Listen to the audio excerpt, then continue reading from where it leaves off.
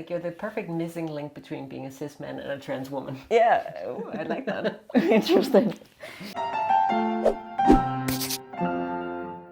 Hi friends, and welcome to Wives vs. World, where we have fun talking about queer stuff and life as a trans, cis, lesbian couple. I'm Jackie. I'm Anya. And today, we are gonna do something a little bit different. We are often asked, what's it like dating a trans person? I would be the trans person, you would be the not so trans person. We want to turn things on their head, on its head, on the head. The head. And we want to ask, what's it like dating a cis person? More specifically, how does it, inform the kind of relationship that we have? Our whole shtick is being a trans cis lesbian couple, but how does that really set us apart from like any other couple out there? And I think we've sort of touched on that a couple of times. One of us being on a gender journey, as it were, was something that was, initially something we thought would be very difficult, but turned out to be really easy, especially because we had one in the relationship who sort of knew, hey, there's a path you can go down here and you can follow that and you can sort of find a blueprint for what you want to do. So I think that was really helpful. I think one of the things that really inform the dynamic is that you have to, it becomes you against the world a little bit when one of you choose to transition. Because you will get questions, as we talked about in the last video. There will be bumps on the road, I want to say, like the social things. The social things? That are involved in transitioning, and there are the legal stuff. The legal things? And there are a bunch of stuff that you need to handle as a trans person. You have to have a really strong relationship to deal with some of this stuff. I think that sets it apart from a straight couple without any obstacles, who are never getting questioned about their relationship or even like a cis couple, be they straight or gay. Yeah. This is not really about sexuality. This is about having the whole trans thing involved, which sort of brings me to my next point, because do you know what a T for T couple is? Yes. You do? Yes, when trans people look for trans people to date. Yeah, what are your thoughts on that? I think it makes a lot of sense, honestly, because I think a lot of trans people have had bad experiences with cis people, and I am guessing that it feels like, at least if they find a trans person, they can be sure that thing is not an issue when dating, right? It's often like a dating descriptor, like T for T. Exactly. It gets tiring, right? To deal with cis people. I mean, it can. Yeah. So, and maybe it's also about comfort. Maybe it doesn't feel as exposing, because a trans body might be unfamiliar for a cis person, and that might just feel uncomfortable. What are your thoughts on it? I think it's one of the most beautiful things in the world. I think the idea of it. We are a trans cis lesbian couple, but there is this tiny asterisk on top of both of our gender identities that sort of alludes to a more gender fluid kind of experience of the human existence. But the whole concept of T for T, of finding someone, sharing your life with someone who is faced with many of the same struggles that you are, in the same kind of way. Because if you're a T for T trans femme couple, you will face misogyny, but you will face trans misogyny, and both of you will, or can. It's not necessary that you will.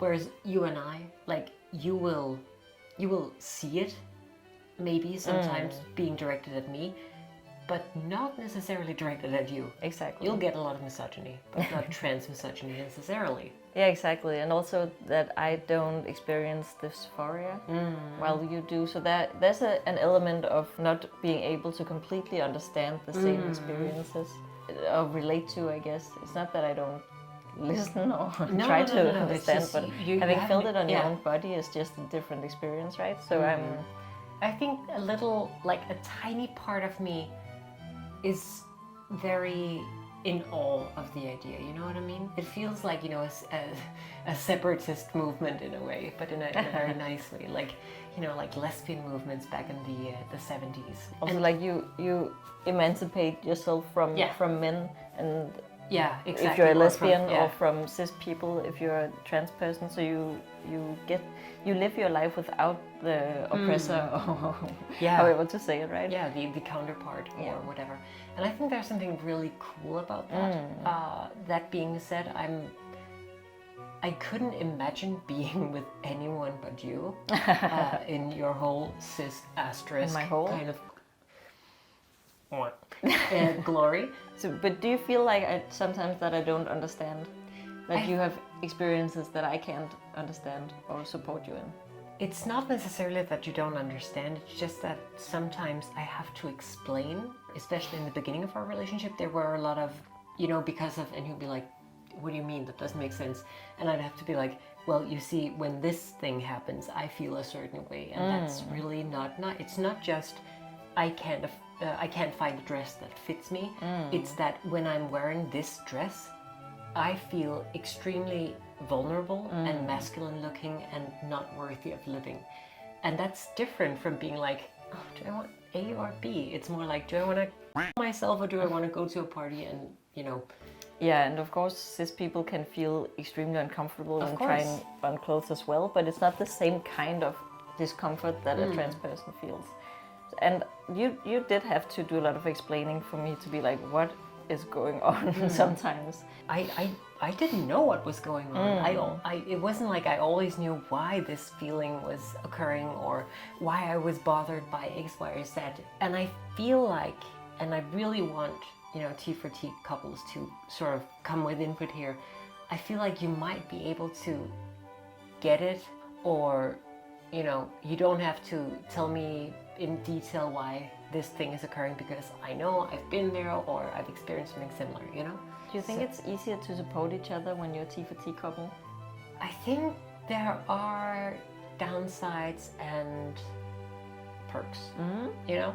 On a more immediate emotional level, it might be, you know, more easy to lend that kind of support or to see through exactly what is happening in a more immediate way, if you know what I mean. Like, I feel like you've gotten to a point where you can identify exactly what's wrong when I'm, you know, being a little whiny bitch about something, and it's because of, like, you know, something trans related. But that's come with, like, you know, 16 years of practice. On the other hand, I feel like, and again, I can't really confirm or say for sure, but I feel like being a trans person, I sometimes find myself in a situation where something that's triggering to one trans person will somehow also trigger me, like depending on the dynamic I'm in, you know. Sometimes I go full mama mode, but other times it's like a team of Pokemon, you know.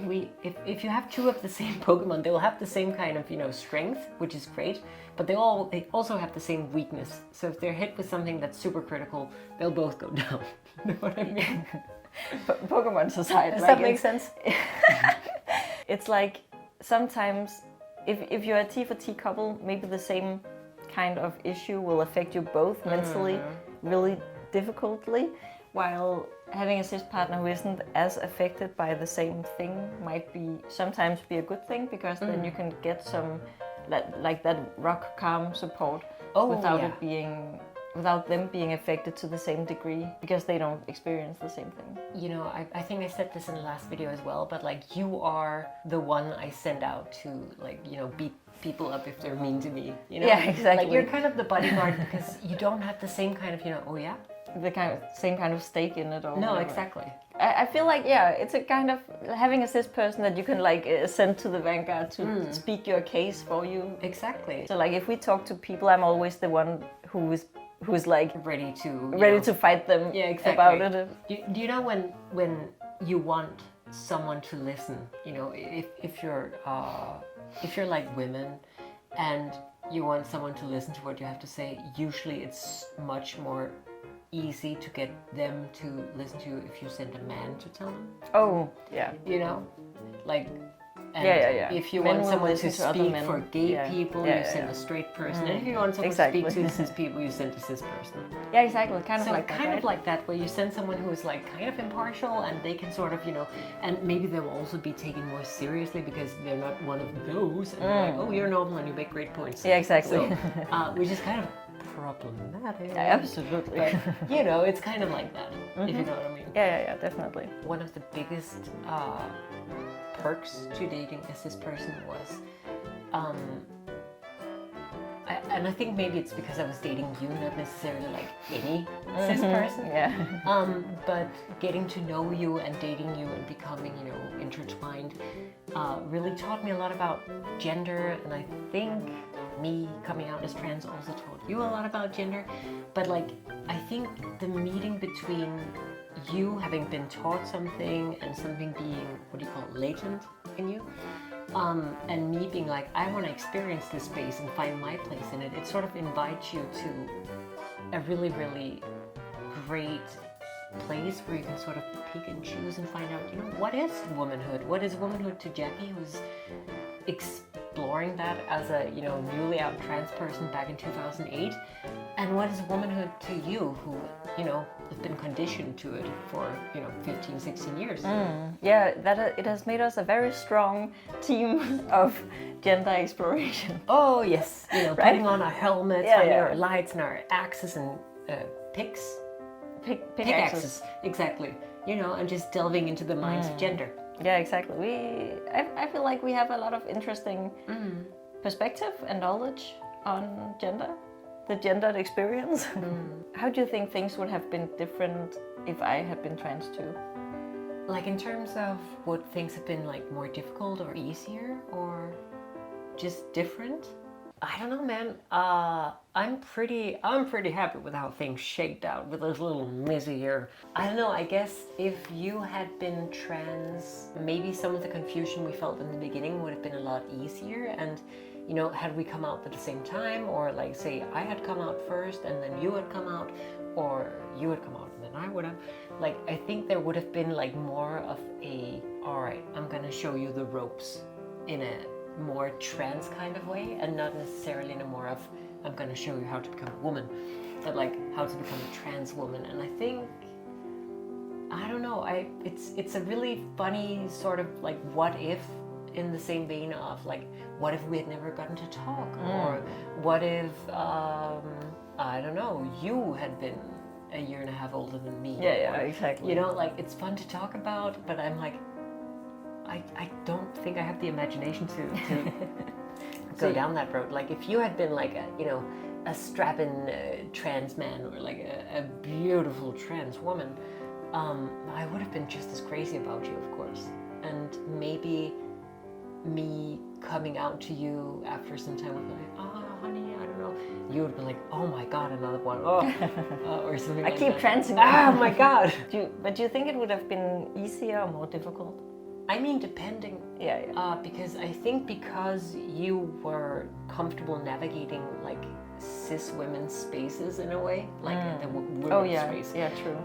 Really gave me, a mentor. Yeah, and a way in, yeah. like being comfortable, like, okay, we'll go to the underwear store. Exactly. And you don't have to be uncomfortable about because that. You're like, I'm welcome here. Yeah, exactly. And I'll take you shopping for clothes at the women's section, and I'll bring you to the gym and shit like that. Yeah, exactly. So I think I really needed a firm hand. But then again, when don't I? So for me, I think it was probably optimal, or else it would have been like really great to have some, like get some experience with, a more experienced trans person. But, it was the same thing when I started playing in the band back in the day, where I was like, I really hope there's a more experienced guitarist, so I don't have to be the lead, because I didn't have a lot of experience. But that wasn't the case, so I had to make things up as I went along. And I think it's the same thing here, and I think that's made me the person I am. But at the same time, I had you as a wonderful guardrail, or clever, wizened wizard of the womanly ways. I love that. Thank you. Should you think there's some kind of envy element that models the picture? Like me being envious of you? because you're with a cis person, not a trans person? I think it's like, especially in the beginning, I was maybe a bit envious. Because you had all the things that I sort of, wanted, and I couldn't help but compare myself to you. So like, you're a bit smaller frame than I am. We're about the same height, but I am 1 or 2 centimeters taller than you. I am a couple of centimeters broader than you. My shoes are a size or 2 bigger than yours. In general, I was finding a lot of like, I'm feeling so big and so masculine and so everything when I look to you. So in the beginning there was a lot of both like resentment in terms of, oh, I wish, and oh, why do I wish, and that's not good. But also a lot of like, if only I looked like you, and you're so lucky, and blah blah blah.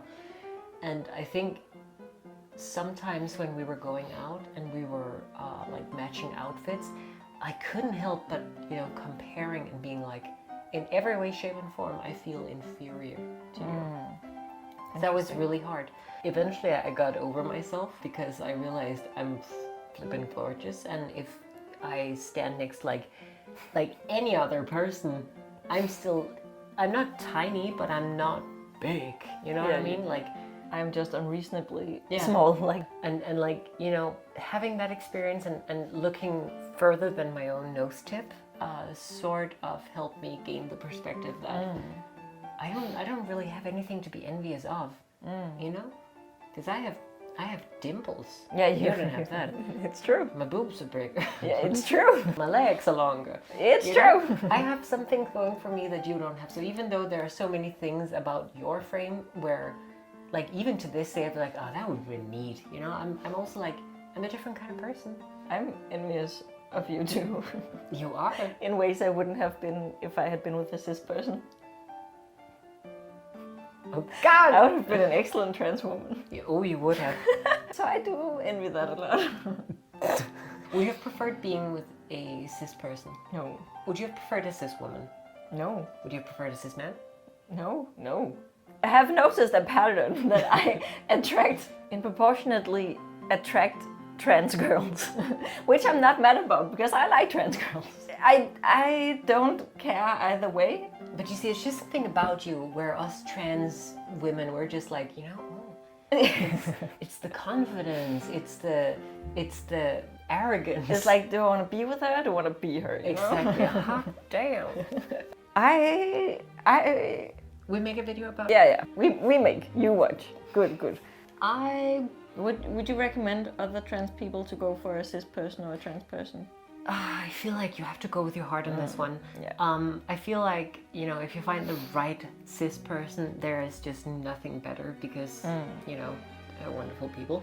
But if you can find that trans person that really makes you go, I mean, there's also that, like, intimacy and that shared experience that, you won't have to, you still have to communicate. What do we always say? Always communicate. But you won't have to necessarily over-explain in order to get your point across. I saw someone say that, if trans people want someone to be with them, why aren't trans people together with trans people more? It was some kind of turf, and it's like, that's like, I guess, one of the top stereotypes. Yeah. Trans people date each other a lot. I think we might be an outlier, good reason. but I'm not sure.